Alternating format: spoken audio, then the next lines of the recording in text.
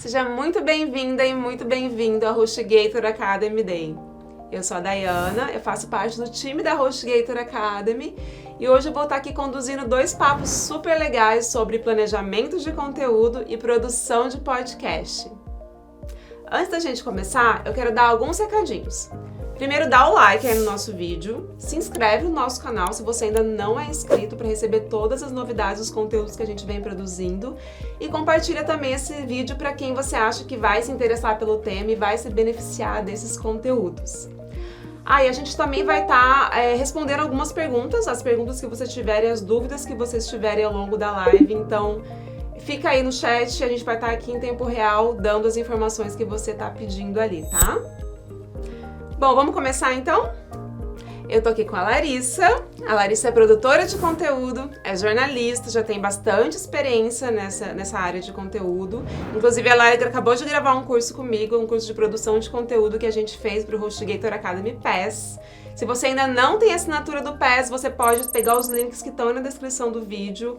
A gente está deixando o link também aí no chat, para você conseguir entrar ali no link e fazer a sua assinatura, a sua inscrição.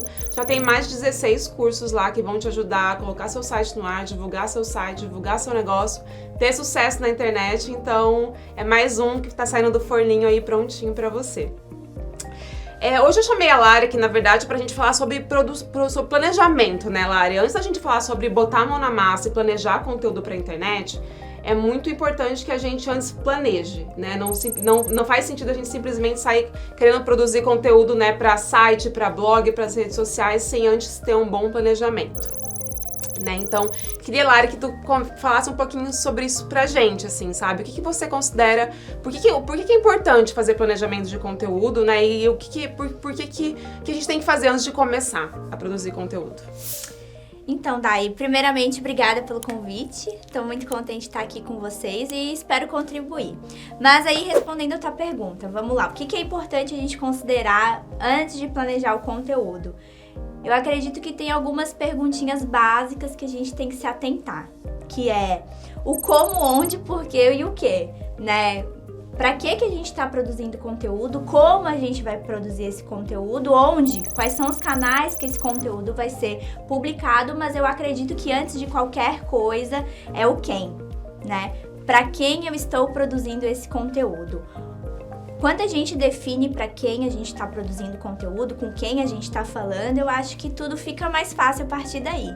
Porque quando eu sei com quem eu estou falando, eu sei qual é o tom do meu conteúdo, eu sei onde eu vou distribuir esse conteúdo e o formato desse conteúdo. Então vamos tomar um exemplo aí, que eu tenho uma marca, tenho uma empresa cujo público-alvo são jovens aí, adolescentes. Faz sentido, por exemplo, eu estar no Facebook?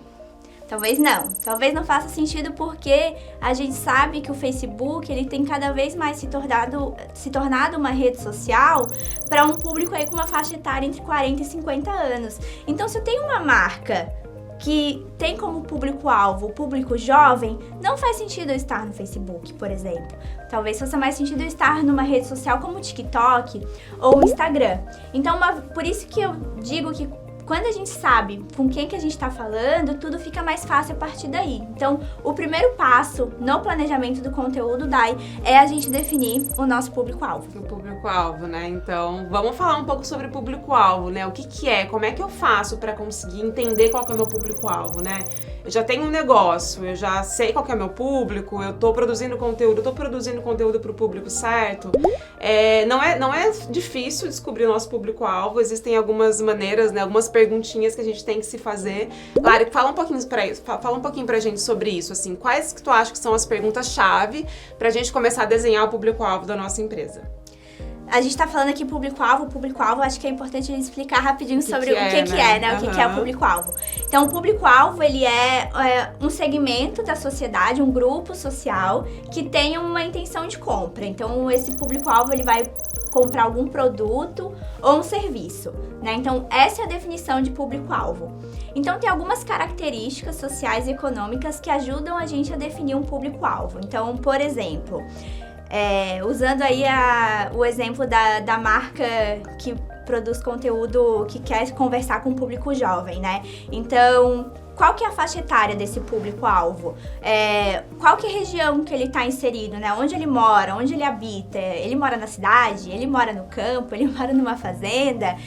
Qual que é o gênero desse público-alvo? Eu tô falando com mulheres, né? Tô falando com homens, né? Também, qual que é a renda desse público-alvo? Quanto ele ganha, né, de salário por mês, por exemplo? Essas são algumas características, algumas perguntinhas que vão ajudar a gente a definir o nosso público-alvo. Então, eu acho que é mais ou menos isso. Esse é o que é o caminho, né, para você definir o seu público-alvo. Se você já tem uma empresa, se você já está inserido no mercado, para fazer uma pesquisa para descobrir qual que é o seu público-alvo, você pode usar, claro, sua base de clientes, né? E caso você ainda esteja pensando em abrir um negócio, por exemplo, você pode se utilizar de pesquisas de nicho de mercado. Então, assim, eu acho que o meu público-alvo são os jovens ali, os adolescentes. Vou dar uma pesquisa ali com esse público e ver o que dá. Então, a gente pode usar aí de formulários também para definir esse público-alvo, mas é basicamente isso, assim, a gente tem que focar em características sociais e econômicas nesse grupo que possivelmente vai comprar de mim. Então, acho que é mais ou menos isso, Dai. Sim, é isso aí. Uma coisa interessante também, se você já tem um negócio físico, por exemplo, né, que é o melhor dos mundos, né, o teu cliente está entrando todo dia ali na tua loja, né, então você tá vendo, tá interagindo com ele, então seleciona algumas perguntas, né, aplica um questionário com ele ali cara a cara, então isso vai ajudar muito você a traçar essas características que a Larissa comentou. Se você tem um negócio que é online também, isso é muito simples. Você vai selecionar as mesmas perguntas, se utilizar de ferramentas online, de formulários, de pesquisa, mandar por e-mail. É sempre interessante tentar dar um cupom de desconto, né, um brinde, alguma coisa em troca desse tempo, dessas informações que a pessoa vai estar te fornecendo, porque isso geralmente aumenta o engajamento da tua pesquisa, né? Então, fica aí a primeira dica, que é descobrir qual que é o seu público-alvo através de uma pesquisa que pode ser feita tanto presencialmente quanto virtualmente, né, selecionando algumas perguntas-chave aí que façam sentido para a sua empresa. Eu acho, Lari, que é isso, é o primeiro ponto, né? Definir o nosso público para a partir daí começar a tomar outras decisões. Mas além da questão do público-alvo, também a gente ouve muito falar de persona, né? A gente usa muito o conceito de persona hoje em dia. Conta um pouco pra gente qual que é a diferença entre público-alvo e persona, por que a gente tem que ter os dois, né? Se eles se complementam, né? No que eles se diferenciam. E, enfim, fala um pouquinho mais sobre o que é a persona, né? Essa definição pra gente também. Acho que a primeira coisa público-alvo e persona são coisas bem diferentes, assim. Eles são usados como sinônimos aí no dia a dia, a gente vê, só que a gente tem que ter um entendimento que são coisas bem diferentes. Na verdade, eles são termos que podem ser usados de formas complementares na nossa estratégia de negócio, né? Complementares independentes, eu diria.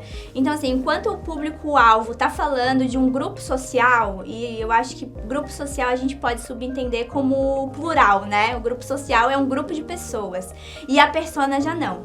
A persona, eu acho que a gente pode definir como uma materialização desse cliente ideal. Então, enquanto o público-alvo a gente está falando de potenciais clientes que não necessariamente a gente conhece, a persona a gente pode dar um nome para ela. Então, se a gente tem, por exemplo, uma marca de cosméticos que a gente quer vender para um público-alvo de mulheres entre 40 e 50 anos que recebem um salário de cerca de R$5.000 e investem mensalmente cerca de R$100 em produtos de cosméticos. Esse é meu público-alvo.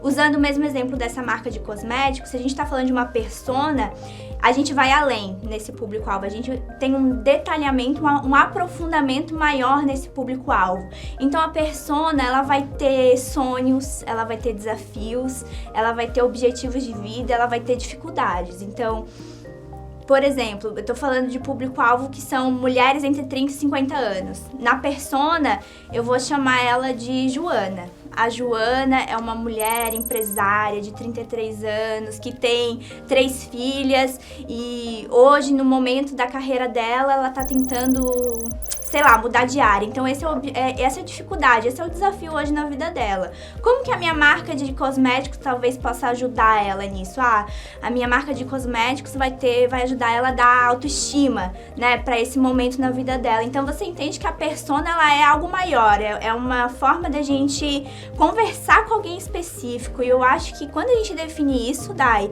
fica muito mais fácil a gente produzir conteúdo, porque a gente sabe com quem que a gente tá falando. A gente cria uma conexão, é muito mais fácil você se conectar com o seu público através de um conteúdo quando você entende as dores que ele tem, os desafios que ele tem, os desejos que ele tem. Então, você vai além de falar de conteúdo para venda, conteúdo da tua marca, falar de você mesmo, né? Aquela coisa narcisista de falar só da minha marca, né? Você tem que entender o contexto que a pessoa está inserida e como que a tua marca pode impactar ela nesse contexto do dia a dia dela. Então, vai um pouco além de querer simplesmente vender, assim. Então, bom, já tem 2 conceitos, de público-alvo e o de persona. Esses são os 2 primeiros pontos que a gente tem que prestar atenção na hora de planejar um conteúdo de sucesso.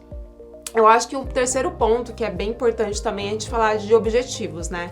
Acho que o marketing de conteúdo, ele tem ele traz muitos benefícios, né, para as marcas, para os empreendedores, né? Ele produz conteúdo que atrai novos clientes, que mostra a sua marca, né, que posiciona a sua marca como uma autoridade naquele nicho, e ele também é capaz de produzir conteúdo que vai fidelizar teu cliente, vai se relacionar com ele, vai, né, criar uma conexão, uma conversa, manter aquele cliente, né, como na sua base por muito mais tempo. Então, eu acho que a gente tem que traçar um objetivo, né? Eu quero produzir conteúdo para quê, né? Que é o meu principal ponto através do conteúdo, né? Então, fala um pouco sobre isso, assim, sobre objetivos de conteúdo, né? Qual que é a importância de traçar um objetivo, né? De ter muito claro em mente um objetivo antes de sair produzindo conteúdo, né? Disparando para todos os lados, porque às vezes a gente sabe do desafio que é produzir conteúdo, né? Do volume que muitas vezes é necessário. Então, ter um objetivo em mente é melhor para você focar muito bem naquele objetivo do que sair fazendo, né, loucamente, assim, conteúdo para todos os lugares. Então, queria que a gente falasse sobre isso agora, sobre objetivos, né? O que tu acha em relação a como que eu posso traçar um objetivo para o meu conteúdo? O conteúdo, eu acredito que ele pode ajudar as marcas independente do momento em que elas estejam, né? Então, se eu tô começando o meu negócio agora, por exemplo, o conteúdo ele pode me ajudar a atrair clientes. Se eu já tenho uma marca estabelecida no mercado, eu tô lançando um novo produto, por exemplo. O conteúdo, ele pode ajudar a difundir esse novo produto no mercado, né? Então, mas eu acredito que, acima de tudo, o conteúdo, ele é importante por se fazer ser visto, digamos assim, né? Porque a gente sabe que quem não é visto não é lembrado. E o conteúdo é o primeiro passo nesse caminho, para você ser lembrado. A gente tem que pensar que quando um cliente, ele faz uma pesquisa no Google, na rede social, ele não está tentando encontrar a sua marca necessariamente, ele está tentando encontrar uma solução para o problema dele. E como que ele vai achar a sua marca? Como que a sua marca pode ser a solução para o problema dele? É através do conteúdo. Então, além de todos esses benefícios que eu comentei, eu acredito que o conteúdo ele ajuda uma marca a ser autoridade num assunto. E a gente sabe que quando a gente está vendendo produto, serviço, a gente precisa ter credibilidade. A gente precisa ser uma marca confiável. Você vai comprar de uma marca que você não confia? Com certeza não. Então, eu acho que o conteúdo ele ajuda muito nesse sentido. E aí, ainda falando sobre momentos de marca, né? Se a gente tem uma marca que está já estabelecida no mercado, eu acho que o conteúdo também ajuda na fidelização desses clientes, no relacionamento com esses clientes. Tendo conteúdo de qualidade, eu acho que tudo fica mais fácil, né, Dai? Sim, com certeza. Falando um pouco mais de estratégia, assim, né? Vamos pensar em estratégias para quem quer atrair novos clientes com conteúdo, né? Acho que a gente ouve muito falar do SEO, né? Todo mundo tá careca de ouvir sobre o SEO, né? A importância de você ter um site posicionado nos resultados de busca orgânica do Google, né? Teu site aparecer ali. A gente consegue isso através de um site muito bem otimizado, através de um blog, né? Um blog que produza conteúdo muito bem focado no nosso público-alvo, na nossa persona. E também a gente consegue criar estratégias que vão além, né? Assim, pra gente gerar leads, por exemplo, né? A gente pode criar materiais como e-books, né? Como até mesmo cursos, né? Materiais de dar um teste grátis, né? Enfim, são muitos materiais que a gente pode, que vão gerar valor, que despertem o interesse do nosso público, né? Que despertem o interesse da nossa audiência, que façam com que eles deixem ali o contato deles, para que a gente dê algo em troca e a partir daí a gente consiga se relacionar com os nossos potenciais clientes, né? Então, assim, tenha em mente que a estratégia de conteúdo para atração de novos clientes, ela tá muito focada ali nos motores de busca do Google, né? Nos resultados orgânicos e também nessa geração de leads para a gente conseguir se relacionar com essa base de leads e a partir daí também transformar esses leads em clientes, né? Então, fica aí mais uma dica de produção de conteúdo para atração de novos clientes. Quando a gente já está falando assim, de se relacionar com a nossa base de clientes, a gente lança mão de e-mails, de newsletters, né? De conteúdos também, de cursos que vão te ensinar o seu cliente a utilizar melhor o seu produto, né? Entender melhor aquele universo, se manter por mais tempo dentro da sua base também. Então, pode ser que sejam conteúdos similares, mas com objetivos diferentes. Então, fica aí mais uma dica de estabelecer objetivos e de estratégias na hora de utilizar esses objetivos de conteúdo, né? Eu acho legal também a gente falar sobre redes sociais, porque, né, enfim, tá todo mundo nas redes sociais, tá todo mundo hoje, né, o dia inteiro ali, descendo a timeline do Instagram, não dá pra negar que a gente usa bastante o Instagram, o TikTok, o WhatsApp, o YouTube, né, nossa, eu uso bastante o YouTube, principalmente. Então, todo mundo quer estar nas redes sociais, as grandes marcas estão em praticamente todas as redes sociais e a gente sabe que não é tão fácil, assim, estar produzindo conteúdo para todas as redes, né? Então, assim, como que a gente... eu tô com meu pequeno negócio aqui, tô abrindo um negócio, quero empreender, qual rede social que eu vou? É no Instagram que tá todo mundo mais usando, eu vou pro Facebook, eu vou pro YouTube, eu vou pro Twitter, eu preciso estar em todas essas redes, necessariamente? Como que eu tomo essa decisão, assim? O que tu acha sobre isso?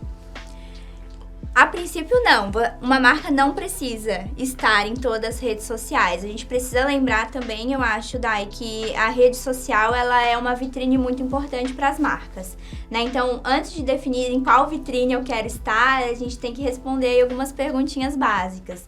Partindo do princípio que uma rede social, o próprio nome já diz, né? Rede social, eu quero relacionar, socializar, né? Então, é importante a sua marca estar numa rede social, com certeza, porque é um canal que não pode ser ignorado no sentido de relacionamento, né? Com a sua persona e com o seu público-alvo. Agora, para definir em qual rede social faz sentido a sua marca estar, acho que a primeira pergunta é, partindo do princípio que a gente já sabe qual que é o nosso público-alvo, onde que tá esse público-alvo? É lá que eu vou estar também, é lá que a sua marca tem que estar. Então, usando ali o exemplo da nossa marca de cosméticos, né? Que eu tô tentando vender ali para mulheres entre 20 e 30 anos. Esse público-alvo, essa mulher, ela tá no Instagram, né? Se você tem aí um relacionamento com o seu cliente, você provavelmente já sabe se ele tá no Instagram ou não. Então, se ele tá no Instagram, é lá que você tem que estar. Se ele tá no Facebook, é lá que você tem que estar. Se ele tá no YouTube, com certeza, sua marca tem que estar lá. Claro que você tem que elencar prioridades, né? Qual marca faz sentido eu estar primeiro? Qual que é a mais fácil? A que exige um custo de manutenção um pouco mais baixo, né? Já que eu tô começando a produzir conteúdo agora. E eu acho que um outro caminho que pode ajudar a gente, tá, a definir em qual rede social a gente tem que estar, é olhar para os nossos concorrentes. Eu acho que os concorrentes não podem ser ignorados numa estratégia de conteúdo. E eu acho que a gente também tem muito a aprender com eles, né? Então, vou olhar pro meu concorrente, que também é uma marca de cosméticos, né? Usando esse exemplo aí. Se ele tá no Instagram, talvez aqui já seja um caminho que eu também tenha que estar no Instagram, né? Porque no fim das contas, a gente tá competindo por atenção, né? Você comentou isso, Dai, que nas redes sociais a gente tá competindo por atenção. Então, se o meu público-alvo tá lá no Instagram, o meu concorrente tá e eu não tô, puxa, acho que tá na hora de ser, também tá lá, né? Exatamente. E eu acho que perguntar pro seu cliente é a melhor maneira de tirar essa dúvida, né? Porque lança uma pesquisa, pergunta para ele, dá algumas opções ali de redes sociais, né? A rede social que mais tiver, né, votos ali, respostas, pode ser a rede social que você primeiro vai priorizar, né? Não precisa simplesmente só focar em uma e esquecer das outras, mas é importante você dar mais atenção para onde o maior volume dos seus clientes, dos seus potenciais clientes, eles estejam. Então, pesquisar e olhar para os concorrentes com certeza é muito importante. Isso é primordial antes de tomar essas decisões, assim. Não é porque você acha ou porque você usa mais uma rede ou outra, né? Não pensa só com a sua cabeça, mas tenta pensar com a cabeça do seu cliente, né? Para ter uma resposta que faça mais sentido, assim, para sua marca e para sua estratégia. Tá, então a gente já falou de público-alvo, a gente falou de persona, a gente falou um pouco da importância de traçar o objetivo, né? Trouxe um pouco a questão das redes sociais também, então eu acho que o próximo passo é a gente falar um pouco sobre jornada de compra, né? Eu acho que as pessoas também já podem ter ouvido um pouco sobre jornada de compra, né? Só que existem, acho que ainda algumas dúvidas sobre isso, assim, né? Fala um pouco pra gente sobre isso, assim, sobre o que é uma jornada de compra, né? E a gente vai batendo uma bola aqui para trazer alguns exemplos que sejam mais palpáveis para você que tá aí entender, assim. Bom, resumidamente, jornada de compra a gente pode entender como as etapinhas que o cliente passa, desde tomar conhecimento sobre o problema dele, a solução, até a compra desse produto, desse serviço que vai resolver a dor dele, mas comprando da sua marca, né? Então, essa é a jornada de compra, resumidamente. Então, o conteúdo, ele começa a ajudar a gente nessa jornada de compra desde o início até o final. Né? Eu acho que a nosso papo aqui, a gente está tentando convencer o povo de que o conteúdo é rei, né? Então, o conteúdo vai ajudar você em todas as etapas. Então, no começo da nossa jornada de compra, a gente tem a fase da descoberta, né? Então, do aprendizado. Então, ele tem um problema e ele está começando a identificar esse problema e buscar uma solução. Então, acho que essa é a primeira etapa, né, Dai? Eu sempre gosto de usar exemplos pra gente, que fica muito mais claro, assim, da gente entender, né? Existem algumas etapas da jornada de compra e agora algumas empresas, né, negócios, tendem a querer focar muito na questão de falar da marca e falar dos produtos e falar das promoções. Mas vamos pensar aqui na HostGator, né, por exemplo. É uma empresa de hospedagem de sites que te fornece um serviço, né, um produto para você poder hospedar o seu site. Então, na etapa de aprendizado e descoberta, um potencial cliente da HostGator, o cara que tá ali, ele tá ainda tentando entender se ele precisa de um site, né? Ele tá naquele momento que ele tá, meu concorrente tem um site, o meu outro concorrente também tem um site. Será que eu preciso de um site? Tá, mas o que é um site? O que eu preciso para ter um site? Esse é um momento de descoberta, né? De aprendizado, que ele tá entendendo, descobrindo que ele tem um potencial problema para resolver, né? E ele vai começar a procurar ali no Google como criar um site, o que é um site. Então, essa é a etapa da descoberta, assim, né? A etapa inicial que um cliente tem na jornada de compra, né? Depois disso, a gente vem para a etapa de aprendizado. Uhum.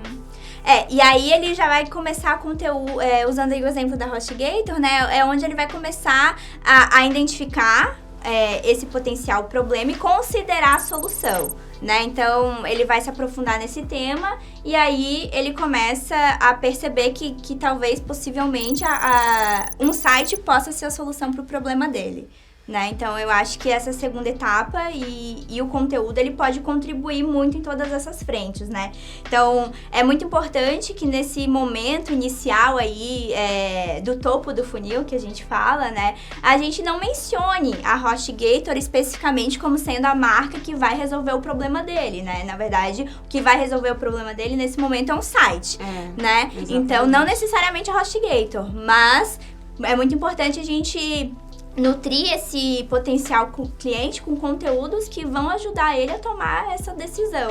É muito mais importante ele entender que ele precisa de um domínio, que ele precisa de uma hospedagem, para depois criar o site dele, do que a gente tá falando de promoções, né? Ele não tá no momento ainda de pensar em promoção, ele ainda não entendeu, né, o que ele precisa dessas definições anteriores. Então, o negócio da jornada de compra é respeitar muito o tempo do cliente, né? O tempo do cliente tomar essas decisões e descer nesse funil, né? Pensando no funil. Então, A gente tem a fase de aprendizado e descoberta, de reconhecimento do problema, agora a fase de decisão de compra. Então, uma vez que ele entendeu que ele quer um site, que ele precisa de um domínio, precisa de uma hospedagem, e agora ele precisa procurar uma empresa que ele consiga comprar esse serviço, esse é o momento da gente começar a falar dos benefícios que o meu produto e o meu serviço eles vão trazer, né, pra você que quer ter um site. Então, aí que entra a gente começar a falar do produto mais especificamente, da nossa marca, né, trazer o histórico, né, trazer a credibilidade da marca. Então,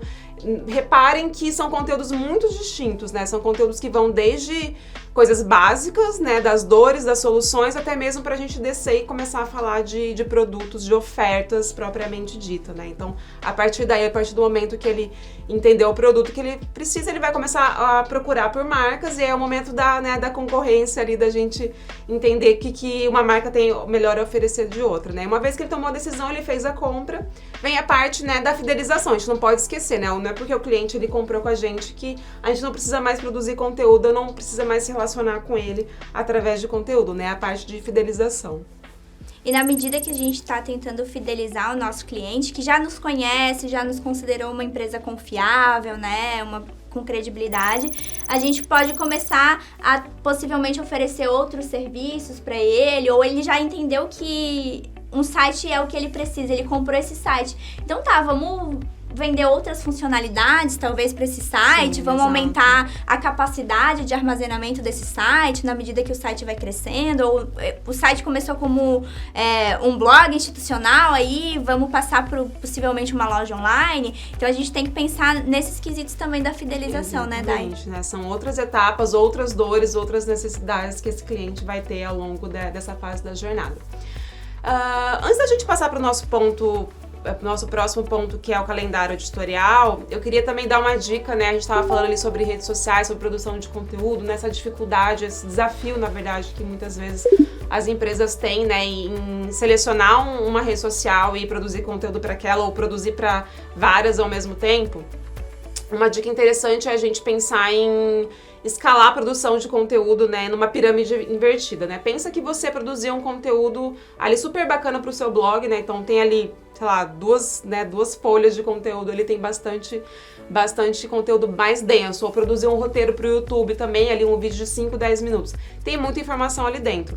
Pensa que você pode pegar um trechinho daquele conteúdo, um parágrafo, transformar aquilo no story pro Instagram. Transformar aquilo num post de timeline, num carrossel, ou num vídeo menor, né, que possa ser jogado ali no YouTube também, até mesmo no TikTok, né, se fizer sentido para sua marca. Então, pensa que você pode estar sempre reciclando o conteúdo, tá, gente? Vocês não precisam estar sempre criando um conteúdo totalmente diferente do outro para redes diferentes, porque isso se torna completamente inviável. Então, tenta ir do maior para o menor e aí, a partir daí, fazer essa distribuição nas redes, né, de acordo com as particularidades que elas tenham, claro. Então, é só uma dica interessante também pra gente otimizar a nossa produção de conteúdo, né, e nosso planejamento também. Bom, a gente falou já de bastante coisa, a gente falou de público-alvo, de persona, de objetivos, né, de estratégias dentro desses objetivos, de redes sociais, agora de jornadas de compra. Para encerrar nosso papo, eu acho que vamos dar uma dica do calendário editorial, né? Essa ferramenta, eu acho que talvez vocês já tenham ouvido falar dela também. Vai ter um calendário editorial, né, para vocês fazerem o download do nosso curso que a gente gravou, então vem aí. Fala pra gente, Lari, você usa calendário editorial? Conta pra gente um pouco, assim, de como que é seu calendário, quais as ferramentas que você usa, a importância, se ele te ajuda ou não. O que é um calendário editorial? Eu uso bastante o calendário editorial, assim, como trabalhando com produção de conteúdo, a gente percebe que a gente precisa ter um mínimo de organização, né, Dai? E eu acho que o calendário editorial é o primeiro passo para isso. Então, eu falo que o calendário editorial é um divisor de águas, assim, na nossa estratégia de conteúdo, tanto no sentido de organização, que eu acho que é o básico, mas também nos ajuda a dar um direcionamento. Então, o calendário editorial, ele pode ser desde o mais básico, que vai definir qual conteúdo, onde vai ser publicado, quando, quem vai fazer, né? E quais são as palavras-chave desse conteúdo, por exemplo. Mas também um calendário editorial, ele pode ser mais profundo, além de todos esses requisitos, a gente pode definir como a gente vai derivar, por exemplo, usando o teu exemplo ali da pirâmide invertida, né? Ele vai ser para blog e depois ele vai para onde? Eu acho que o calendário editorial, pensando também em equipes enxutas ou não, ele ajuda a ser um centralizador da estratégia de conteúdo da equipe, né? E, além de tudo, ele serve também como um histórico do conteúdo daquela marca. Então, vamos supor que a minha marca começou a produzir conteúdo lá há 4 anos atrás. Eu tenho ali um histórico de 4 anos atrás, de tudo que foi produzido. O que, quando, se aquele conteúdo engajou ou não, se ele engajou super e talvez merece um segundo, né? Uma réplica daquele conteúdo. Então, ele também é uma fonte de ideias. Então, vamos supor que há 2 anos atrás eu fiz um conteúdo que não engajou. Então, talvez se eu tô medindo o engajamento desse conteúdo, talvez eu saiba do porquê que ele não engajou, né? Porque ele flopou. Então, mas ali o conteúdo, às vezes, é porque ele não tava no timing certo para ser publicado. Às vezes, o conteúdo faltou um certo nível de detalhamento, a linguagem tava muito técnica. Então, eu vou pegar esse conteúdo ali do meu calendário editorial e vou dar uma outra cara para ele. Então, eu acho que, assim, entre os principais benefícios do calendário editorial, além da organização, é isso, é servir como uma fonte de ideias da sua marca, sabe? É o histórico da sua marca que tá ali. Não sei se tu concorda comigo, Sim, Dai. totalmente. Uma fonte de consulta, né, que vai te ajudar no teu dia a dia, vai simplificar, otimizar o teu tempo, né? A gente sabe que a gente tá falando com você aí que tem a sua empresa que muitas vezes faz, às vezes, de tudo, né? De financeiro, de venda, de organização, de marketing, de RH. Então, a gente entende que é muito difícil, às vezes, você se dedicar para produzir conteúdo, né? Colocar ali, sentar ali e produzir conteúdo. Não é fácil, não é simples, na verdade, né? Eu acho que quando você tem conhecimento da tua marca, se torna fácil, mas às vezes o desafio é você conseguir se organizar. Todas essas ideias, todas essas noções que a gente trouxe agora, isso vão te ajudar a te dar um direcionamento. Porque começar do nada, né, sem nenhum direcionamento é realmente complicado. Então, se você definiu o seu público-alvo, a sua persona, os seus objetivos iniciais, definiu qual rede tu vai focar, né, desenhou a tua jornada de compra, colocou num calendário que segunda-feira tu vai, né, produzir o tema X, né, vai soltar na rede Y, aí fica muito mais simples fazer, colocar a mão na massa mesmo. Então, eu acho que a nossa conversa de hoje, ela tem muito esse objetivo, né? Que é mostrar pra vocês que é possível, sim, vocês produzirem conteúdo por conta própria. Muitas vezes, né, na correria do dia a dia, o negócio é se organizar e ter muito bem definido todos esses pontos que a gente trouxe, né? Acho que a partir daí vai ficar mais simples, né? Eu espero que vocês tenham entendido todos esses pontos. A gente também vai se aprofundar nesses pontos no curso que a gente lançou no HostGator Academy PES, então muito em breve ele vai estar liberado ali na assinatura. Então eu e a Lari, a gente vai estar falando sobre planejamento, sobre canais, sobre palavras-chave, sobre conteúdo orgânico. Me ajuda, o que mais? Canais, distribuição, formas de contar histórias, né? O que contar, calendário editorial. Análise também, né? O que você vai analisar dentro do seu conteúdo, né? As ferramentas de análise, né? Como medir o engajamento. Então, é um curso super completo que a gente fez com bastante carinho. Então, eu acho que era isso que a gente tinha pra trazer pra vocês hoje. Gente, Lari, muito obrigada, adorei nosso papo, tá? Foi muito bom recapitular todos esses pontos sobre planejamento e eu espero que vocês tenham gostado também. Fiquem com a gente, que agora em seguida eu vou estar chamando o Gui pra gente falar sobre podcast, tá? Um assunto super interessante, tô bem empolgada pra falar sobre isso, que é uma coisa que eu assisto muito. E é isso, Lari, muito obrigada, viu? Até a próxima, até o nosso próximo curso. Vem aí. Obrigada, gente, até mais e bora produzir conteúdo aí. Não desanimem.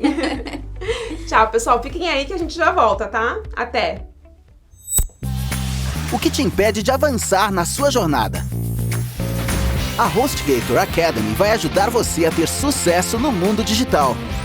Com a assinatura HostGator Academy PES, você tem acesso a cursos exclusivos, com conteúdo essencial para fazer o seu negócio avançar. Aprenda como criar seu site, divulgar seu negócio, evoluir profissionalmente e descobrir tudo o que você precisa para encontrar o seu caminho de crescimento. Estude com profissionais experientes que vivem o dia a dia do marketing digital, design, empreendedorismo e tecnologia, com novos conteúdos e benefícios exclusivos. Tudo isso com uma metodologia prática e dinâmica em um espaço de aprendizagem flexível que você pode acessar onde quiser. HostGator Academy Pass. Participe agora!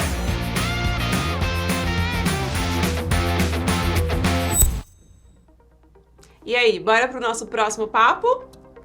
Bom, você certamente já ouviu, já assistiu ou até mesmo já pensou em criar um podcast, né? É um assunto que tá super em alta, mas é um conteúdo que tem lá suas particularidades. E é por isso que hoje eu trouxe uma pessoa que é fera nesse tema, que vai contar todas as dicas e tudo que a gente quer saber sobre criação e edição de podcast.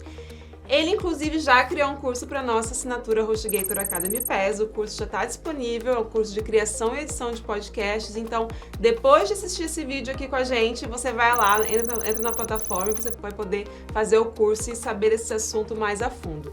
Se você ainda não tem assinatura, os links estão aqui debaixo da descrição do vídeo, estão ali no chat também, então aproveita para assinar e conseguir fazer o curso de criação e edição de podcast. Oi Gui, tudo bom? Tudo bem, Dai? E aí? Tudo bom, eu tô aqui com o Gui Graziotin, ele é criador de podcast, editor de podcast, fundador da Rádio Trama. Isso mesmo. Tem bastante experiência nesse assunto. E Gui, eu queria entender contigo como que começou a tua história com podcast. Conta pra gente um pouquinho antes da gente, né, começar sobre os outros assuntos, assim. Como que isso começou? Eu comecei, Dai, produzindo materiais em áudio pra rádio, no interior do Rio Grande do Sul, lá com 18, 19 anos. Trabalhava numa rádio local lá, na região da Serra do Rio Grande do Sul, e eu comecei a aprender a editar lá. Basicamente, eles me pegaram e disseram, senta aqui e faz umas coisas. Naquela época, ninguém falava de podcast, Não né? se falava sobre isso, Sim. Era 2008, mais ou menos. Ah, sim, Era 2008. E aí eu aprendi a editar áudio, aprendi a gravar áudio, produzindo esses materiais lá na rádio mesmo, nos estúdios da rádio. E foi a minha primeira experiência produzindo alguma coisa, Sim. sabe? Foi a minha primeira experiência produzindo alguma coisa em áudio. Então eu comecei lá na rádio, não se falava de podcast ainda, e depois de um tempo, só em 2015, olha só, são 8 anos, trabalhando com essa parte de design gráfico, às vezes um pouquinho de material para rádio, produção de vídeo. Em 2015 eu tive contato com os podcasts, quando eu fiz meu TCC da faculdade, onde eu fiz um podcast. E foi minha primeira experiência, e eu disse assim, opa, então eu não preciso de uma rádio Pra conseguir criar para conseguir conteúdo produzir em né? áudio, exatamente. Em 2015 ainda não tinha dado esse boom de podcast, né? Acho que isso acabou acontecendo agora nos últimos anos, né? Isso, 2015 ainda era tudo um pouco meio, digamos, underground, assim, sabe? sim, Era uma coisa mais underground, assim, o podcast. Então não tinha as versões em videocast ainda, Sim. tudo era muito mais áudio, não tinha ainda o apelo do Spotify, das plataformas de streaming, então era um pouco mais exatamente. difícil de ter acesso aos podcasts e tudo. Mas foi lá que eu comecei, foi a partir desse ano que eu comecei a trabalhar com isso. E aí eu comecei produzindo, comecei editando, naquele sistema que você começa a fazer pros amigos, tu começa a cobrar de uma forma bem mais barata do que Sim. normalmente você cobraria, né? Profissionalmente, Eu lembro que o primeiro podcast que eu editei, Dai, ele tinha 1 hora de duração, mais ou menos, e eu acho que eu cobrava R$30 por episódio. Nossa. Nossa senhora, hoje eu nem cogito essa possibilidade. Sim. Mas pra você ver que naquela época, em 2015, já são quase 10 anos, querendo ou não, né? Não tinha ainda essa ideia da profissionalização dos podcasts, né? Isso tá vindo muito forte agora. Exatamente, muito forte. É. E a partir então de 2015 que eu comecei a me envolver muito mais com podcast, comecei a entender mercado, comecei a entender como cobrar, comecei a entender o crescimento do mercado, conhecer pessoas novas, conhecer profissionais, já vem acompanhando né? todo esse movimento já há um bom tempo, Há bastante né? tempo, bastante tempo, exatamente. Muito bom, legal. Antes da gente falar mais sobre, né, questão de equipamentos e tudo mais, tem bastante coisa pra gente conversar. A gente acabou de sair de um papo sobre planejamento de conteúdo. Eu queria que tu contasse pra gente um pouco Planejar conteúdo para podcast é um pouco parecido com planejar conteúdo para outras mídias, né? Planejar conteúdo de uma forma geral. Tem alguma diferença, alguma particularidade? Não tem muita diferença não, Dai. Planejar conteúdo, acredito que as técnicas de planejamento de conteúdo, elas se aplicam a todo tipo de produção, tá? Porém, como você disse, tem algumas particularidades quando você quer fazer um planejamento de conteúdo para podcast, certo? Então, quando você começa a pensar em estratégias de conteúdo, você tem ali público-alvo, persona, os objetivos, sim. Calendário editorial, tema, né? Então tudo isso aí também está envolvido na produção de conteúdo para podcast. A diferença que o podcast demanda de pensar é a viabilidade técnica, viabilidade de equipamentos, viabilidade de calendário, de agenda com pessoas convidadas, viabilidade de conhecimento técnico também. Então, isso tem que ser também considerado quando você começa a produzir um podcast. Você precisa pensar nisso também. O que eu tenho à mão? O que eu consigo trazer, agregar a mais? Sim. Né? E que tipo de conteúdo eu acho também, né? Se vai ser um podcast de uma narrativa, né? Vão ser histórias que você vai contar, vão ser conversas, como a gente tá fazendo agora. Eu acho que isso já é um bom ponto de partida, né? Assim, perfeito. Que muda um pouco a estratégia de conteúdo, assim, também. E até mesmo a questão técnica e viabilidade técnica também. Vai ter convidado, né? Você vai fazer sozinho, né? Vai ter, perfeito. Tem que ter uma logística. O convidado, ele tá na tua cidade, você vai fazer online, você vai fazer dentro de um estúdio, né? Então, exato. são muitos detalhes que podem fazer toda a diferença, né? No resultado final, assim, né? Perfeito. Isso que você falou é fundamental. Quando você começa a planejar o teu conteúdo, primeiro tu tem que saber o que você vai fazer. O que você quer fazer. Teu objetivo, Teu né? objetivo, né? O formato do teu podcast. O que esse formato demanda? E demanda de conhecimento, demanda de equipamento, demanda de agenda, demanda de tudo aquilo que a gente já falou. Então, olha só como é interessante. É muito diferente do que tu pegar uma folha, né? E você tá ali com a folha, com o documento ali do Word, e você escrever e produzir um post, um artigo ou alguma coisa assim. Demanda muito mais, tem muito mais variável. Sim. Então você começa a pensar nessa parte de planejamento muito antes, porque o que você quiser fazer vai demandar coisas diferentes. Eu acho que esse tempo de pós-produção de um podcast, ele é bastante diferente do tempo de pós-produção de um conteúdo para um blog, de um conteúdo para uma rede social, até mesmo de um vídeo, né? Que tem uma produção, uma pós-produção também que é um pouco mais longa, mas me parece que do podcast ele ainda tem um passo ainda mais, assim, né? Ele ainda um pouco, precisa de um pouco mais de planejamento pra você poder, né, soltar teus episódios, né, então, assim, se você, né, precisa entregar um projeto de podcast daqui a 2 meses, tu já tem que estar se planejando e gravando os conteúdos, bem né, antes, exato. Pra poder fazer toda essa etapa de pós-produção, pra depois pensar na distribuição, então... Exatamente. Falando ainda em pré-produção, assim, né, a gente falou na questão do roteiro, né, então analisar o tipo de conteúdo, a logística também, né, a questão dos equipamentos, a gente vai falar um pouco mais à frente dos equipamentos, um pouco mais a fundo, mas no teu curso tem uma aula muito interessante que é de preparação de voz. Ah, sim! E eu não fazia ideia de que isso é importante, né? E fala um pouco pra gente sobre isso, da importância, mostra um pouquinho, assim, de algum exercício. Exemplos? Dá um exemplo. Vou dar um exemplo? De exercício de preparação de voz. Vou dar um exemplo. Mas antes eu vou te explicar, então, isso. a questão da importância do aquecimento vocal. Basicamente assim, Dai, quando a gente começa a gravar podcast, e principalmente se a gente quer começar a profissionalizar o nosso conteúdo, profissionalizar o nosso podcast, a nossa voz, ela se torna o nosso instrumento de trabalho. Exatamente. Então você precisa cuidar do seu instrumento de trabalho. E aí, onde entram os aquecimentos vocais. As cordas vocais, elas são um músculo, né? Então ela precisa ser aquecida antes de ser usada. Quando você vai pra academia, quando você vai fazer qualquer tipo de exercício físico, você dá uma alongada, você puxa o braço aqui, você puxa a perna ali, e aí você então aquece o seu músculo. Pra voz não podia ser diferente. Se você vai ficar 2 horas, 3 horas, às vezes até 4 horas, dependendo do episódio que eu já vi também, episódios de 4 horas, imagina, a tua voz vai ficar cansada, se ela não tem preparo. Cada vez mais comum, esses episódios são super longos, né? Exato. Principalmente em vídeo, né? Uma estratégia também que faz bastante sentido pro YouTube, porque retém muito público lá, né? Exatamente. Então, você precisa cuidar da tua voz, você precisa cuidar do teu instrumento de trabalho. Então aí entra a parte dos aquecimentos vocais. Eles vão deixar a tua voz preparada para um uso longo, contínuo e constante, tá?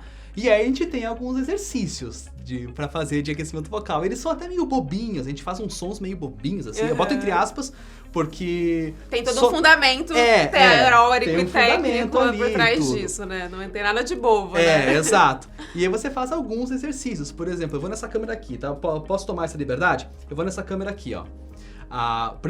Um dos primeiros exercícios que a gente pode fazer é vibração de lábio. Então você junta os dois lábios e deixa o ar sair. E aí ele vai fazer assim, ó.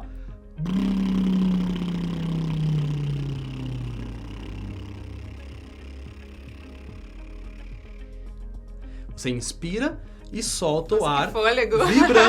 vibrando os teus lábios. Tanto faz.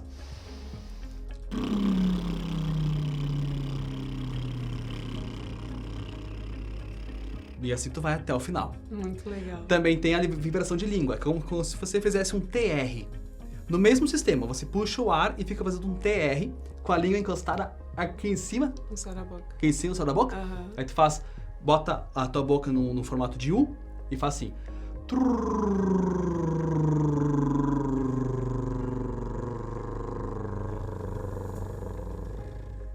Acabou o ar, acabou o ar. Não vai fazer... Sabe? Acabou o ar. Então são sons bobinhos, mas que na verdade...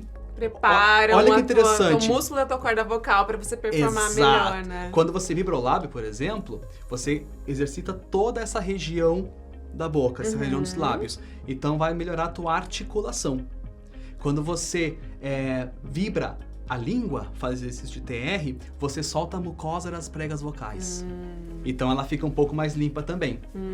Então são exercícios que são muito fáceis de você fazer. Você pode, tipo, fazer no banho, fazer lavando louça, escutando um outro podcast e fazendo os sons. Sim. Então são exercícios que dá pra fazer tranquilamente todos os dias. E pra quem grava todo dia podcast, né? Quem realmente profissionalizou a sua profissão de podcaster, isso é super importante. É né? muito importante. Tudo depende da tua voz, então, né? Tu não pode ficar sem voz, tu perde um dia de trabalho, né? Enfim, isso acaba... Mas é importante falar também, Dai, que esses exercícios que eu passei agora são exercícios muito básicos e que nada substitui um fonoaudiólogo ou uma fonoaudióloga. Isso é muito importante a gente falar. São profissionais da voz mesmo. Fonoaudiólogos são profissionais da voz. E quando você vai realmente usar a tua voz mais profissionalmente, você precisa do acompanhamento constante desses profissionais. Sim. Porque são eles que vão notar que você tem talvez um nódulo, um desgaste ou alguma coisa assim. Então são eles que vão poder te dar o diagnóstico completo. A gente faz esses exercícios que a gente aprende com locução, essas coisas todas, a gente acaba aprendendo a exercitar. Sim. Mas quando você é um profissional da voz, você precisa ter um fonoaudiólogo, uma fonoaudióloga ali constante contigo, fazer exames constantes também, periódicos, né? Pra saber se o teu instrumento de trabalho tá bom. Tá ok, né? Bom, então, gente, a gente já falou sobre a questão do planejamento do conteúdo do podcast, né? De definir o objetivo do teu podcast, para conseguir daí direcionar um pouco, né? A tua logística, o teu calendário, né? De publicações também, né? Tua distribuição. E Gui, uma outra dúvida que eu tenho, né? A gente tá vendo hoje que tem muito podcast que tá virando videocast, né? Que tá indo pro YouTube, tá virando, né? Apresentação em vídeo. Certo. Por que tu acha que isso está acontecendo? É uma estratégia que as marcas, os podcasters estão usando para estar em plataformas diferentes ao mesmo tempo? Tu acha que é uma tendência? Tu acha que daqui a pouco todos os podcasts vão se transformar em videocast? É possível sempre um conteúdo de podcast de áudio sem vídeo e vice-versa também? Como que tu vê essa questão, assim, desses formatos de conteúdos diferentes? Eu acredito que não é nem mais tendência. É uma realidade. Hoje o YouTube é uma das maiores plataformas de consumo de podcast do Brasil. Ah, legal. Isso já é certo, assim, já é sólido essa informação. Então não é mais uma tendência, é uma realidade mesmo. Quando você começa a pensar em produzir podcast, uma das primeiras plataformas que você pensa é o YouTube. É meio que natural isso já. Sim. Tá? Então isso é uma questão de estratégia também. É uma questão de o que você quer pro seu podcast. Aí entra lá a parte do planejamento que nós falamos anteriormente. O que você quer? Você quer colocar o YouTube? Se você não quer colocar o YouTube como plataforma, você vai ter uma demanda diferente. Sim. Do que tu colocar só no Spotify. Só no Spotify. Então, é uma realidade. E é uma questão de estratégia, tá? É muito legal você pensar que, tipo, eu quero ter em todas as plataformas. Quero ter no YouTube, quero ter no Spotify, quero ter na Deezer, quero ter na Apple Podcasts. É muito interessante você pensar dessa forma e eu, inclusive, sugiro que pense também nisso. Mas é importante você pensar na sua realidade. O que eu consigo produzir com o que eu tenho, antes de sair investindo muito. Exatamente. O que eu tenho de restrições. Até mesmo fazer um projeto meio MVP, assim, né? Exato, fazer algum teste, né? Lançar uma temporada no áudio, depois tu tenta fazer essa temporada no áudio, no vídeo, né? Vai testando, né? Antes de fazer esses altos investimentos, né? A gente vai falar um pouco mais à frente sobre a questão de equipamentos e questões mais técnicas, mas essa questão de distribuição, ela tá muito envolvida novamente a questão do planejamento, né? Total. Você botar a conta no papel ali pra ver quanto tu vai precisar investir e se vale a pena já, né, enfim, não testar antes, fazer uns testes, né, um pouco mais... Perfeito. Mais, enfim, reduzidos, assim, vamos se dizer. Exato. Né? E a nível de conteúdo, existe uma diferença. Por mais incrível que pareça que não, existe sim uma diferença. Principalmente porque o vídeo é uma mídia visual, áudio é uma mídia auditiva. Então, é meio óbvio de falar isso, mas é bom a gente dar uma reforçada às vezes. Porque dependendo, existe uma realidade que muitos podcasts fazem, que é aproveitar a gravação do vídeo, retirar o áudio e colocar nas plataformas de streaming de áudio. Sim. Tá? É válido? É válido, super válido. Se é a tua estratégia e tudo mais, se você tá consciente disso, tranquilo, segue a vida. Seja feliz. Porém, é importante ter alguns cuidados, porque você tá reaproveitando um conteúdo que foi pensado para uma mídia visual e tá usando em uma mídia auditiva. Às vezes não se aplica. Sim. Às vezes não se aplica, às vezes fica difícil de consumir. Às vezes você precisa introduzir alguns recursos de explicação, eu acho, no meio da conversa, né? Se você tá fazendo um gesto, tá, enfim, mostrando alguma coisa ali ao vivo, né? Você tem que contar pra audiência que tá ouvindo, né, não tá assistindo, o que você tá fazendo aqui. Eu tenho que narrar um pouco, assim, Exato. né? Acho que alguns produtores tão já espertos nisso, eles fazem isso, né? E tem também a questão do tipo do teu podcast, né? Se é um podcast que é de uma narrativa, de um storytelling em áudio, é complicado levar isso pro vídeo, porque você não quer estar assistindo uma pessoa que tá lendo algo, assim, né? Alguns podcasts são simplesmente narrados, não são conversados, assim, né? Então tem que pensar nisso também. Nem todo áudio vira vídeo e vice-versa. E vice-versa, alguns cuidados, assim, também. Exatamente. Então é uma questão de planejamento também. No fim, a gente acaba sempre voltando pro planejamento. Sim, de definir uma estratégia. De definir estratégia, exato. Pensar num objetivo claro, né? Às vezes pensar num objetivo mais enxuto até mesmo, né? Não dá pra sempre, igual a gente tava falando sobre redes sociais, não dá pra sair produzindo conteúdo pra todas as redes sociais. É verdade. E podcast é a mesma coisa, não dá pra querer sair produzindo podcast pra áudio, pra vídeo, né? E fazer tudo ao mesmo tempo. Exato, né? exatamente. Bom, tendo falado isso, vamos falar um pouco sobre a questão técnica. Eu acho que é a maior dúvida que as pessoas têm sobre essa questão mais técnica. Normal. Né? Assim, eu não entendo nada de técnica. Eu adoro ouvir podcast, mas eu não entendo nada de essa questão técnica, assim. E aí? Eu quero fazer um podcast. O que eu preciso? Como é que eu faço? Olha, a gente pode começar tranquilamente com o celular e um fone de ouvido.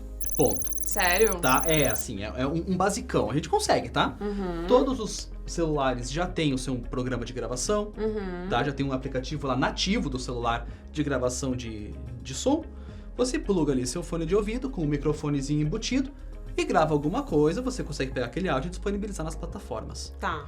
Ponto, tá? Ponto. A gente começa aí. Esse é o básico do básico, tá? O esqueletão.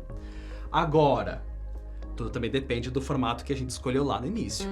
Exatamente. Tá? Depende de tudo isso. A gente tá falando aqui por cima. O que daria pra fazer também? Se você tem uma pessoa convidada no teu podcast, olha a sacada. Se tem uma pessoa convidada no teu podcast, você pode simplesmente ter uma conversa com ela pelo WhatsApp por áudio. Já pensou nisso? Não. E depois você pega essas falas suas e dela, junta no programa de edição e você tem um programa de entrevista. Eu tô chocada. Jamais pensei nessa possibilidade. Então, olha como é fácil de produzir podcast. Mas a qualidade, ela fica legal, assim? Não. Não, né? não, mas dá. Mas Sim. dá, né? Dá pra fazer. Tem algum recurso, algum macetezinho que dá pra melhorar essa qualidade na edição, né? Sim, tem. Tá, então tá, Tem. vamos falar sobre edição depois. Continua Aham. sobre, né, a gravação, A gravação. no caso, né? Bom, a gente fez aqui, a gente brincou Gravação aqui, pra né? iniciantes, pra quem não tem É. nenhum equipamento, né? Quero fazer alguns testes. Aí que entra o MVP, gente. É. Quero fazer um teste de uma temporada. Usa teu celular, usa esse recurso aí do WhatsApp, que eu achei incrível. Depois, se você achar que o conteúdo ficou bom, pô, eu já posso investir, de repente, no equipamento um pouquinho, né, que vai um pouquinho mais caro, um pouquinho mais Exato. profissional. Então, acho que é Exato. uma excelente dica, assim, começar bem caseiro, né, Bem pra caseiro. testar, pra validar se o seu conteúdo é bom, pra depois começar a fazer um investimento, né? Exato. Eu costumo falar isso bastante, Dai, sobre começar muito simples, Uhum. tá? Primeiro porque, assim, podcast é um conteúdo de longo prazo, Uhum. tá? Você não vai ter o retorno que você está esperando em uma temporada, nem em 2 e nem em 3. É importante deixar isso bem claro. Uhum. É um trabalho bem longo prazo. Então, às vezes, é normal a gente se desmotivar. Se frustrar no Se processo. frustrar no né? processo. É. Então, muita gente começa um podcast, lança ali 4, 5, 6, 7, 8 episódios, Uhum. e depois de um tempo, não era aquilo que eu estava imaginando Sim. e tudo mais. Isso é normal, acho que isso em todo tipo de produção de conteúdo acontece. Gente, todas as histórias dos grandes produtores de conteúdo, eles começam produzindo conteúdo pra basicamente ninguém, assim. Eu acho que a gente não Exato. pode se frustrar achando que, como tu falou, né, nas primeiras vezes já vai ter uma grande audiência. É. E o negócio é ter disciplina, ter motivação, né? Não, ter um objetivo e correr atrás dele até que a longo prazo ele dê certo, né? Exato. Então tem que ter isso muito bem claro na mente, porque tem um monte de gente produzindo conteúdo, né? A concorrência é muito alta, a disputa por atenção é enorme. Então, vamos deixar isso bem claro. Então não precisa sair botando dinheiro, não. Vai com Uhum. calma, sabe? Vai com calma. Faz um conteúdo legal, manda pra tua base de contatos, pega um feedback, depois você começa a pensar em investir, Sim. tá? Depois que você tem um bom feedback dessas pessoas. Aí sim, aí você pode começar a pensar em investir em um microfone, numa interface de áudio, que é como se fosse uma placa de som externa do teu computador, onde você liga o teu microfone na interface e a interface vai no teu computador. Tá? Melhora a captação. Você começa a investir em softwares pagos de edição. Você começa a investir em plataformas de gravação online. Tá? Tá, então vamos recapitular. Vamos então, lá. assim, eu preciso fazer um mínimo profissional, né? Eu já validei meu conteúdo ali com o basicão caseiro. Então eu preciso de um microfone. Microfone é o principal, tá? Por quê? Porque o microfone vai captar a tua voz. Tá. Então ele tem que ser o principal. Você tem uma verba, investe a maior Primeira parte da tua coisa verba no no teu microfone. microfone. Exatamente. Tá? Segunda coisa. Interface de áudio, ou caso você tenha um microfone USB, não precisa da interface. Tá. Geralmente os microfones eles vêm com uma entrada que a gente chama de XLR, tá? Que são três varetinhas assim por dentro, né? E você liga o cabo ali e esse cabo vai na interface de áudio. Tá. E a interface de áudio é ligada no computador via USB, tá? E aí o software vai captar o som que vem do microfone, que vai passar pela interface de áudio, que vai entrar no computador. Basicamente esse é o caminho da captação, tá?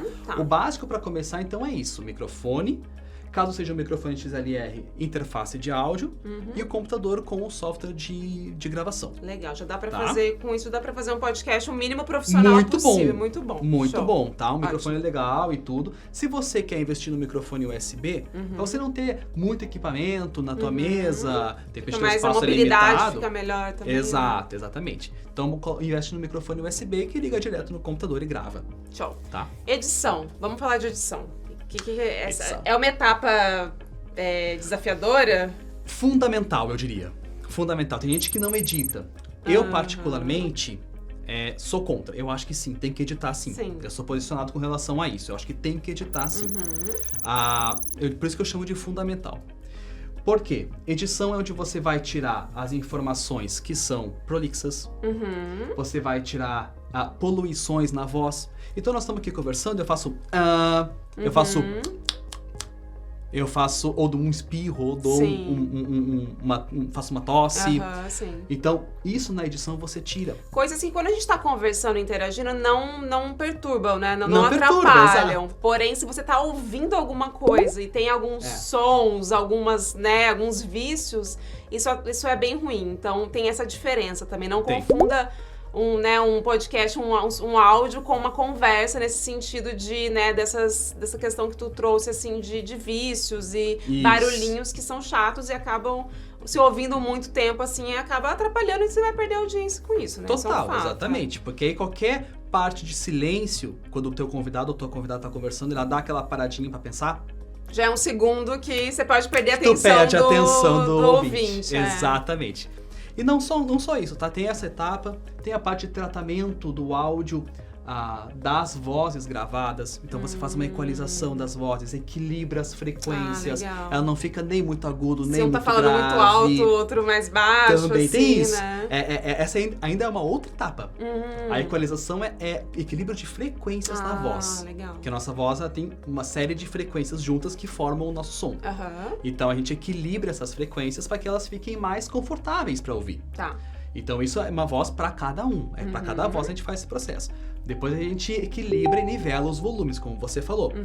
Numa conversa normal, que a gente tá falando assim meio um pouco alto e depois a gente dá uma baixadinha. Sim, E depois a gente levanta de novo. Deixa eu fazer uma pergunta, eu não quero quebrar a tua linha de raciocínio, mas por que as pessoas usam fone de ouvido na hora que estão, né, nos podcasts de Invisa? A gente vê que eles estão no microfone com fone de ouvido. Sim. Por que é isso? Eles querem, a gente precisa ouvir nossa voz? Sim, a gente precisa.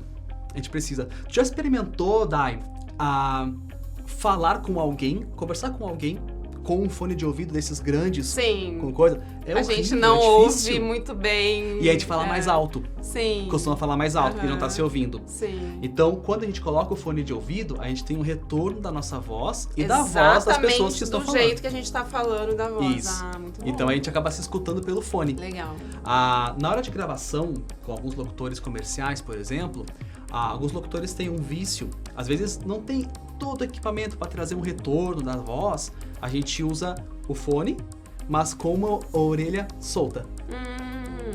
Porque aí a gente escuta a nossa voz com essa aqui e grava com essa aqui.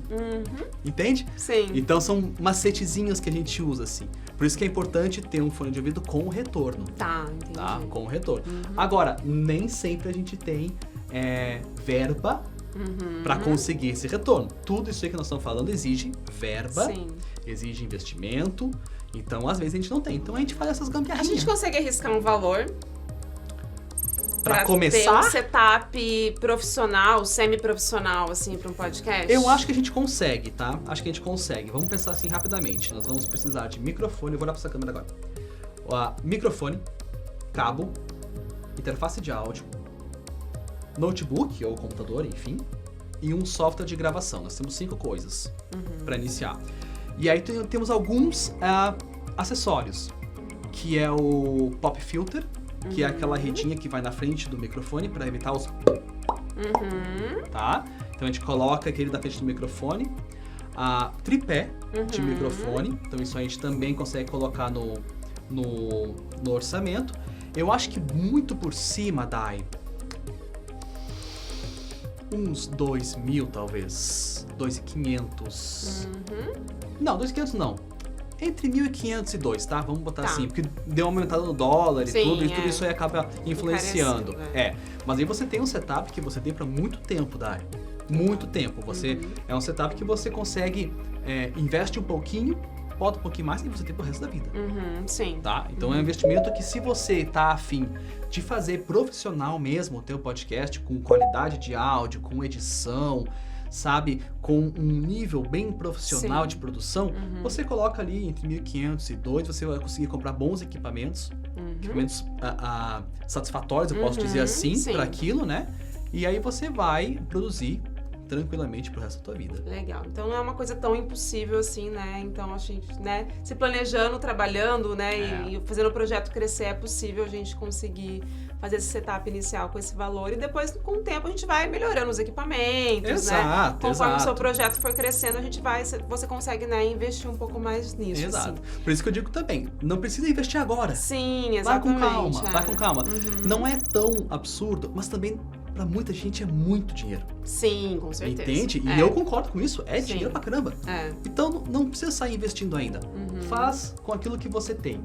Se você gostou de fazer, e acho que isso é importante. Se você gostou de fazer, curtiu, te deu prazer de fazer, aí você investe. E aí Sim. você começa a pensar em profissionalizar. Ótimo, excelente.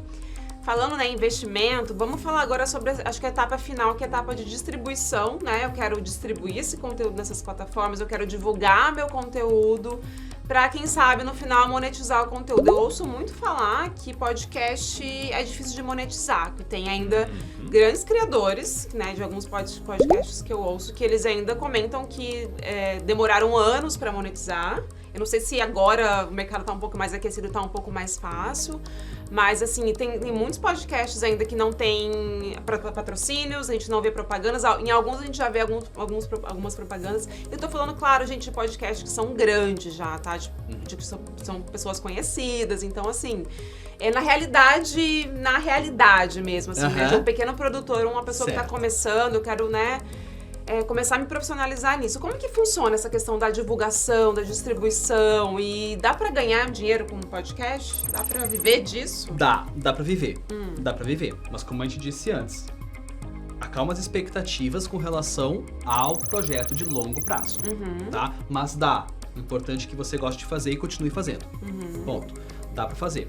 Uma das últimas etapas de produção, depois que você tem ali o seu podcast já produzido, tudo editado, tudo pronto para publicação, aí você vai nas plataformas de distribuição para distribuir esse episódio para Spotify, para YouTube, para Deezer, aquilo que nós falamos antes, né? Então essa é a última etapa. E essas plataformas são gratuitas? Eu tenho que A pagar? grande maioria é. Ah, tá. A grande maioria é. Spotify é gratuito, Deezer é gratuito, porque para as plataformas é bom que tenham conteúdo, então conteúdo, elas liberam, né? Sim, Elas liberam então para você colocar lá. E você não tem que pagar nada para essas plataformas, né? Então é gratuito no sentido de que eles não te cobram um percentual de nada, né? Nada. Eles liberam o espaço para você colocar lá, tá? Então para distribuir, tu consegue distribuir de forma gratuita.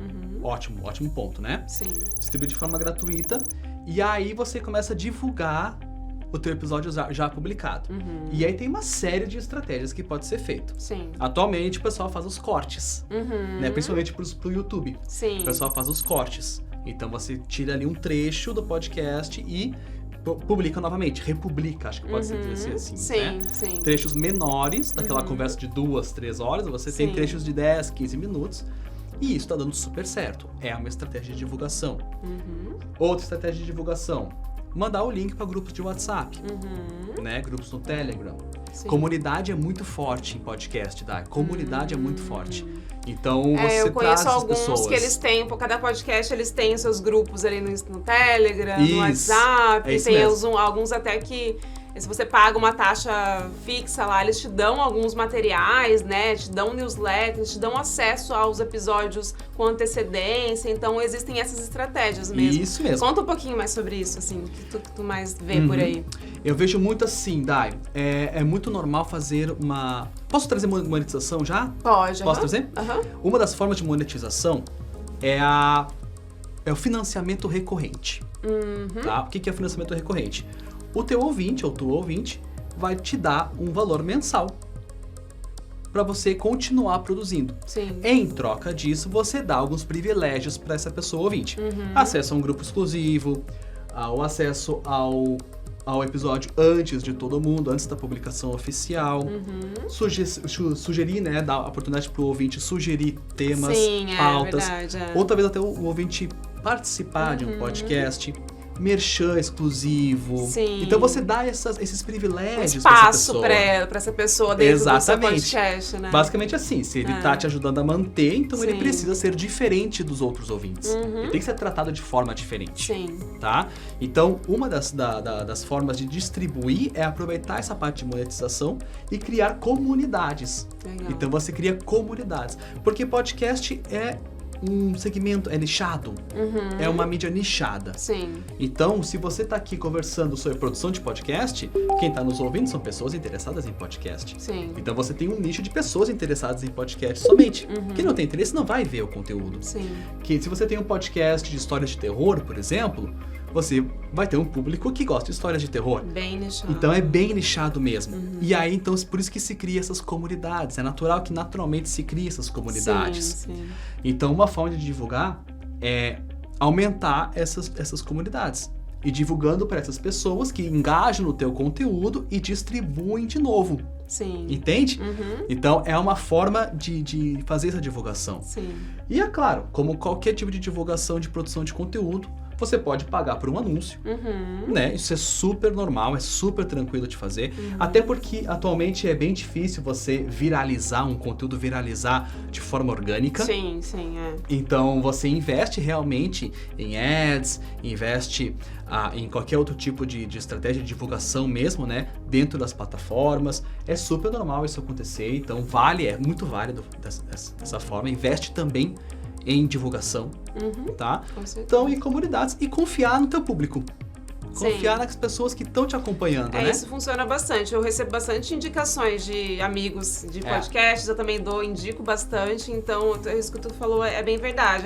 No momento que uma pessoa gosta do teu conteúdo, ela se torna fiel a ele e vira, né, uma defensora, uma promotora. Uma do promotora, teu exatamente. conteúdo, então isso é muito bacana. E podcast trabalha muito com divulgação, com indicação, melhor dizendo. Bom, Com o indicação. boca a boca, né? O boca a boca. Famoso Nossa, boca a ele boca. trabalha bem demais. É. Tem muito podcast hoje que, já começaram lá em 2010, 2005, Sim, 2006, sim, é. que funcionou. por Bravaram base do ali, né? É. Tiraram que eles funcionaram Era só basicamente por boca a boca, né? Então, e hoje eles são podcasts Não, enormes. e pense que naquela época, em 2010, 2015, enfim, essas pessoas estavam produzindo conteúdo, não tinha praticamente ninguém ouvindo, Exatamente. né? E elas estão lá, ó, desde então. Então, aquilo que a gente comentou, né? É. A produção de conteúdo, ela não pode desanimar. Você tem que ter um objetivo em mente e trabalhar para aquilo, né? Pro longo prazo, aquilo render frutos. E tem que curtir, né, Dai? É. Tem que curtir fazer. Sim, Porque com senão fica certeza. bem desmotivador, é verdade. É. O início é bem desmotivador. Sim. Então você precisa sentar e dizer, pô, eu tô gostando de fazer isso aqui, tô gostando de falar sobre isso. É. Eu já perdi as contas, agora uma curiosidade particular, eu já perdi as contas de quantos podcasts eu comecei pra mim e não dei continuidade. Sim. Isso é super normal. Porque você acha que você gosta daquele conteúdo porque você consome. Sim. Mas na hora de produzir, é outra coisa, é outra pegada. Então acabou que tipo, olha, eu gosto desse conteúdo aqui, vou produzir um podcast sobre isso. E tu começa a produzir e diz, mas não é tão legal produzir. Sim. Eu já perdi as contas de quanto eu já comecei e abandonei. Normal, é super normal. São projetos que a gente começa, não dá certo, e a gente, enfim, muda o rumo. Muda a ideia. Até né? acertar a ideia, né? Até acertar ali o passo. Exato. E eu acho que era isso. Adorei Já? o nosso papo, né? Passou tão rápido.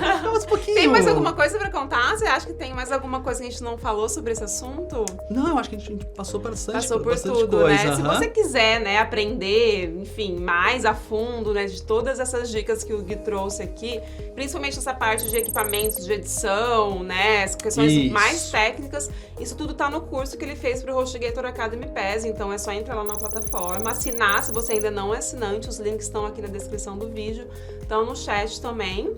Né, aproveita a empolgação aqui com o assunto, vai lá na plataforma, assiste o curso do Gui, que você vai conseguir realmente ver na prática, né, todas essas dicas que ele deu, assim. Mas eu acho que era isso, Gui. Muito obrigada, adorei nosso papo, Imagina! Obrigado mesmo, eu adorei estar aqui, adorei. Muito Eu legal. posso dar uma dica? Claro, Uma fica à última vontade. dica, uma última dica, tá? Uma última dica, assim, ó. Por favor, não coma durante a gravação do seu podcast. Please. Não come. De verdade, vai por mim. A gente não gosta de ouvir os sons de você mastigando. É o Não ASMR, come, tá? né? Vai pro canal de ASMR. Vai que pro funciona canal de melhor. ASMR que tá muito melhor, tá, gente? Não come. Deixa pra comer depois ou antes. Mas durante não. Pessoal, a gente fica por aqui então. A gente teve esses dois papos super legais sobre planejamento de conteúdo, sobre produção e edição de podcast. Espero que vocês tenham gostado, tenham curtido. Enfim, assinem o nosso canal aí, se inscrevam no nosso canal, dê o like nesse vídeo se você gostou, compartilhe com mais pessoas que possam querer assistir esses conteúdos. A gente se vê numa próxima, viu? Obrigada e até mais. Tchau, tchau. O que te impede de avançar na sua jornada? A HostGator Academy vai ajudar você a ter sucesso no mundo digital. Com a assinatura HostGator Academy PES, você tem acesso a cursos exclusivos, com conteúdo essencial para fazer o seu negócio avançar.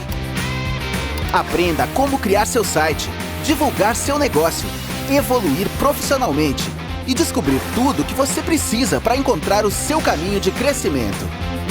Estude com profissionais experientes que vivem o dia a dia do marketing digital, design, empreendedorismo e tecnologia, com novos conteúdos e benefícios exclusivos.